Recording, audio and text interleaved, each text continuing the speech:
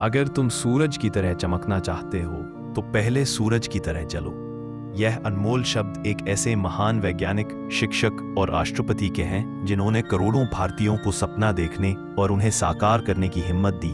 Doctor APJ Abdul Kalam. उनका जीवन इस बात का प्रमाण है कि साधारण परिस्थितियों में जन्मा व्यक्ति भी यदि वह ईमानदारी, मेहनत और समर्पण के मार्ग पर चले तो वह असाधारण ऊंचाइयां प्राप्त कर सकता है।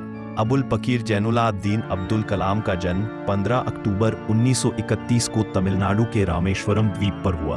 उनका परिवार आर्थिक रूप से संपन्न नहीं था।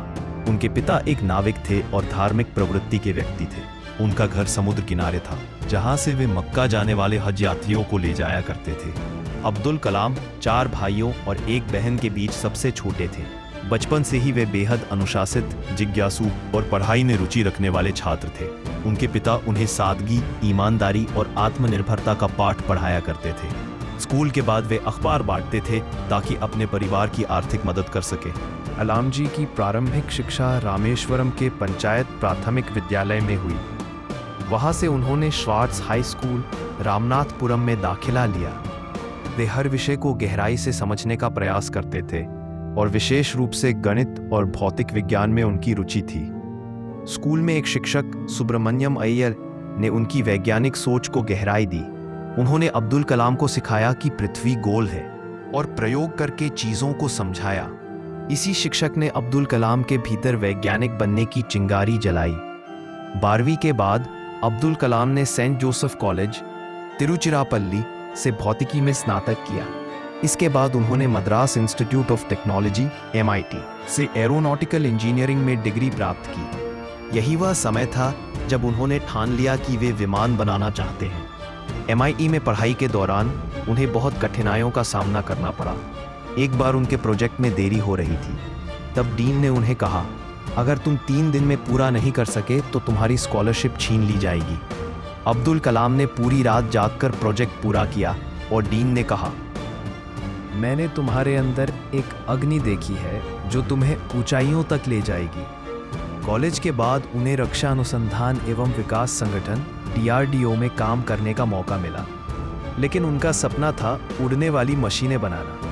1959 में उन्हें भारतीय अंतरिक्ष अनुसंधान संगठन ISRO में भेजा गया, जहां उन्होंने भारत के पहले स्वदेशी उपग्रह प्रक्षेपण यान SLV-3 के निर्माण का नेतृत्व किया। ISRO में उनके निर्देशन में रोहिणी उपग्रह को सफलतापूर्वक अंतरिक्ष में भेजा गया। यह भारत के लिए एक ऐतिहासिक उपलब्धि थी। कलाम जी को मिसाइल मैन का खिताब तब मिला जब उन्होंने अग्नि, पृथ्वी, त्रिशूल, आकाश और नाग जैसी मिसाइलों का नेतृत्व किया।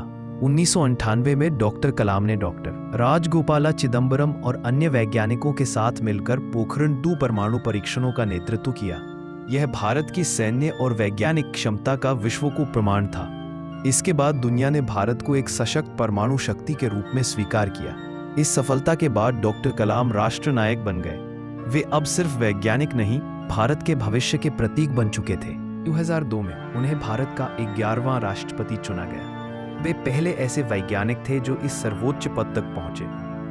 उन्हें जनता का राष्ट्रपति कहा गया क्योंकि वे बच्चों और युवाओं के बीच लोकप्रिय थे। राष्ट्रपति रहते हुए भी वे साधारण जीवन जीते थे और समय समय पर छात्रों, शिक्षकों और आम नागरिकों से संवाद करते थे। उनकी राष्ट्रपति शैली सादगी, पारदर्शिता और सेवा भावना से परिपूर्ण थी। राष्ट्रपति पद से हटने के बाद डॉक्टर कलाम ने शिक्षक बनने का कार्य चुना। उन्होंने भारत भर के स्कूलों, कॉलेजों और विश्वविद्यालयों में भाषण दिए, युवाओं को बड़े सपने देखने और उन्हें साकार करने की प्रेरणा दी। उनका मानना था, देश का सबसे अच्छा दिमाग क्लासरूम की आखिरी बेंच पर मिल सकता है। वे युवाओं से कहते थे, तुम सपना देखो, पर उस सपने को साकार करने के लिए काम भी करो। अपने सपनों को पंख दो और खुद को अनुशासित रखो। डॉक्टर कलाम एक महान लेखक भी थे। उनकी सबसे प्रसिद्ध पुस्तकें हैं विंग्स ऑफ फायर, आग के पंख, इग्नाइटेड माइंड्स, जागृत मस्तिष्क, India 2020, a vision for the new millennium, my journey transforming dreams into actions. इन पुस्तकों में उन्होंने अपने अनुभवों, विचारों और भविष्य की योजनाओं को साझा किया। उनका सपना था विकसित भारत 2020। कलाम 27 जुलाई 2015 को शिलांग के IIM में छात्रों को संबोधित कर रहे थे। मंच पर भाषण देते समय ही उन्हें हार्ट अटैक आया और वहीं उनका निधन हो गया। ये बात अपने आप में बहुत प्रेरणादायक है। एक शिक्षक जिसने अंतिम क्षण तक युवाओं को प्रेरणा देने का कार्य किया। उनकी अंतिम पंक्तियां थीं, एक राष्ट्र तभी महान बनता है जब हर नागरिक महान बनने की कोशिश करता है। अब्दुल कलाम जी ने कहा था, सपने देखो और उन्हें साकार करो। उनका जीवन ही ये सिद्ध करता है कि सपना देखने वाला ही उसे साकार करता है। उन्होंने गरीबी, सीमित संसाधनों और कठिनाइयों को कभी रुकावट नहीं बनने दिया। 2. अनुशासन ही सफलता की कुंजी है। वे हमेशा समय के पाबंद और अत्यंत अनुशासित थे। उन्होंने हर कार्य को समय पर और सर्वोत्तम तरीके से करने में विश्वास रखा। 3. देशभक्ति और निस्वार्थ सेवा। उन्होंने कभी धन, पद या प्रसिद्धि को प्राथमिकता नहीं दी। उनका सपना था भारत को आत्मनिर्भर और विकसित राष्ट्र बनाना। 4.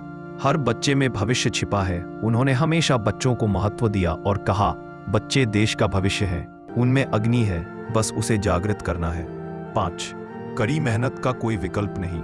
उनका जीवन इस बात का प्रमाण है कि निरंतर प्रयास और मेहनत ही सफलता की सबसे मजबूत सीढ़ी है। डॉक्टर APJ अब्दुल कलाम का जीवन केवल एक व्यक्ति की कहानी नहीं है। ये करोड़ों भारतीयों के लिए एक दीपस्तंभ है, जो ये बताता है कि परिस्थितियां चाहे जैसी भी हों, अगर लक्ष्य ऊंचा हो और इरादा मजबूत हो, तो कोई भी व्यक्ति महान बन सकता है। आज जब हम उन्हें याद करते हैं, तो सिर्फ एक वैज्ञानिक, एक राष्ट्रपति या एक शिक्षक के रूप में नहीं, बल्कि एक प्रेरणा, एक विचार और एक आंदोलन के रूप में करते हैं। सपने वो नहीं जो हम सोते समय देखते हैं, सपने वो हैं जो हमें सोने नहीं देते। अगर तुम पसफल होते हो तो इसमें कुछ भी गलत नहीं है, बशर्ते तुमने पूरी मेहनत की हो। शिक्षा सबसे शक्तिशाली हथियार है जिससे हम दुनिया को बदल सकते हैं। तब तक मत रुको जब तक लक्ष्य प्राप्त ना हो जाए।